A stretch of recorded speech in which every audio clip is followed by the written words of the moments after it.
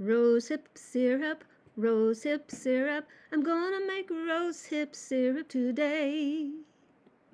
I am going to make a rosehip syrup. And I have also made a mint apple syrup, which I have steeping, and it is really good. We've used it in our fizzy water. So the sparkling water doesn't have any sugar in it. It has maybe a flavor to it, but I like adding these syrups to the flavored water. I mean the fizzy water. Okay, so let's get started. You know how people on YouTube usually put a link to something. Well, I'm going to do this the old fashioned way. Not because I'm old, because I'm fashionable. Okay. Well, anyway, this recipe comes from this book. And it's all backwards. Um, maybe. Anyway, it's called Handcrafted Squashes, Shrubs, Switchels, Tonics, and Infusions to Mix at Home. Wild Drinks and Cocktails by Emily Hahn. Okay. And I got it at Alibris, and they have used books there, and it cost a fraction of the price. And I've used it for other things, for other syrups. Okay. The dried rose hips. These are dried organic rose hips, and I get them on Amazon. It's Davidson's Organics, and I always write on my bags how much it cost and how much it is an ounce, in case I make something and somebody says, "Well, I'll buy some," and I'll say, "Well, okay, let's just add up the, you know, add up the whatever I use, the ingredients, and then I can give them a better idea, and then they can put that, and then if they want to throw me a tip, that's nice too." So there's that, and of course sugar you can get anywhere, honey.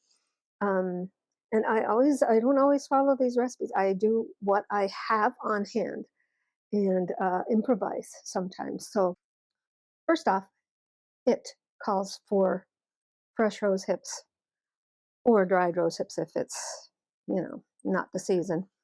And what I've done over time is I've gathered my rose hips um, from my Rugosa rose, which is just the most fragrant old fashioned rose.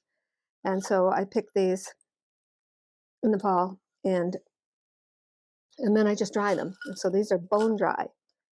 The recipe says if you're going to use them, you're going to want to um, break them up. So that's what I'm doing here with it. Because I didn't have enough, I also have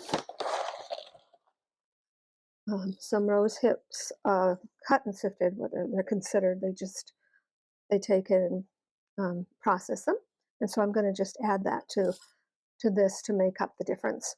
I could have put it in a plastic bag or Ziploc bag and used a rolling pin and just beat it to death, or I could have put it in a food processor or whatever. But I like the action and actually getting in there and just working at it and not thinking that everything in life has to be a big old hurry.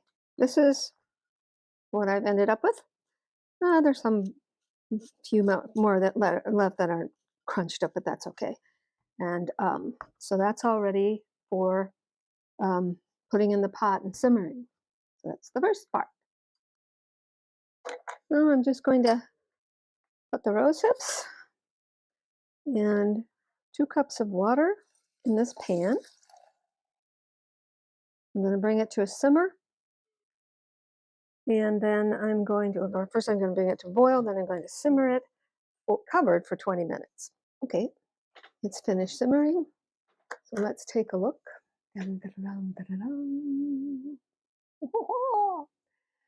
The recipe says to take a masher and kind of mash the berries a little bit, but they look good to me. Now what you're going to do is you're going to strain this to a fine mesh, get the fine part down really well, because with these things, rose hips, if you've ever opened them up when they're fresh, you have all these tiny little hairs in there. that can be quite irritating to your throat and your system. So we want to do that. And I might even do this twice, but I'm going to see how this goes.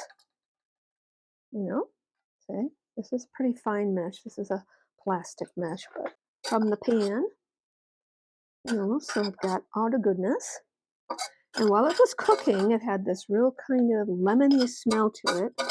You under here, you're going to see that it looks all pretty, even though we got to toss it. But don't worry, when you toss it, you're feeding the compost, and it makes it a good thing. Okay, now what you do is you do kind of equal volume sugar or honey to what you have here. So I have a little bit over a cup of the liquid here. So what I did is I am doing, well, I'm not going to do honey. Sometimes I do honey, but the shelf life on honey isn't as long. And besides, I'm not going to use this to guzzle it like a like a drink. This is a syrup. So I'm just going to do this. I'm going to get this all mixed up. Okay. And then we're going to put it back in this pan. Okay, I'm getting this sugar mixed in there. Let me taste this. See what it's like already. Oh my goodness. That's really good. It's kind of lemony tasting. That's going to be a great addition to a drink. Okay, so I'm going to get it mixed up, dissolved. And in it goes. And you simmer that, put back on the stove, and simmer it for 5 minutes. Okay. One of the reasons I call this a spring short, it'll be short, I hope, but it's because what I do in spring is I take account of my the herbs that I've collected the year before, and my dried herbs, and I go through and I see if any of them can be replaced, which a lot of them can because I grow a lot on my property. So, and rose hips are just one of them. And then I think, well, how can I use this? And so I thought I would use this to make one of these syrups today. And other times I've given some of my old dried herbs to a person that has chickens because chickens will eat them, or you can put them in their bedding.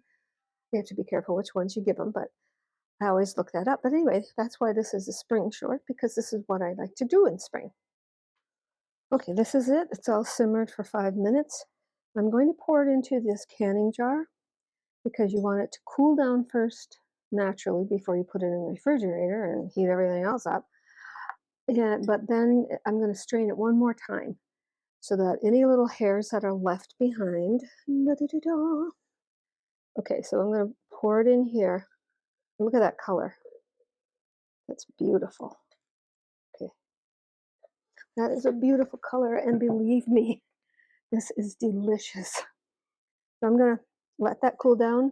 I'm going to strain it again, and I'm going to show you what I'm going to strain it through. This is really cool. Some of you are going to know what this is. This is a very fine mesh paint strainer. Okay. Now this is paper, so you don't want the liquid to be sitting in there too long because it'll just make paper. But usually it goes pretty fast. So this is the finest mesh that I have. So I'm going to use that. When this is all cooled down, then I will strain it into a smaller container. It says put it in the refrigerator and use it within 2 weeks. I always just keep a little bit in the refrigerator and I freeze the rest. So then it lasts. And I have a syrup I made last summer, and then I put it in the freezer, and it's just really good. It's not funky or anything. So this is going to be okay in the freezer and up to 2 weeks in the refrigerator. So use it up. Just find different ways to use it. It is so good. I'm going to take a little sip. It's just, man alive. Oh, beautiful, beautiful. I think this is going to be my favoriteest until the rhubarb shows up. Anyway, have fun with it.